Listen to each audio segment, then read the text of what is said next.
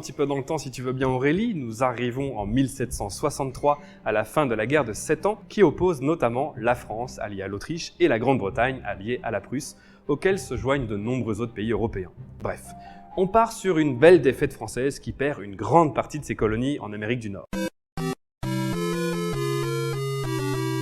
Le Canada ainsi que la rive orientale du Mississippi sont cédés à la Grande-Bretagne. La Nouvelle-Orléans et la rive occidentale du fleuve sont remises à l'allié espagnol. De toute façon, on n'avait plus vraiment les moyens de s'en occuper. La guerre nous ayant ruinés. Mais 40 ans plus tard, en 1800, dans un traité d'alliance, l'Espagne rend la Louisiane à la France du premier consul Bonaparte, qui récupère donc un immense territoire allant du sud des États-Unis actuels jusqu'à la frontière canadienne.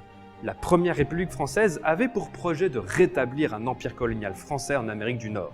Cependant, face à l'échec de la France à mater une révolte à Saint-Domingue, qui constitue la première révolte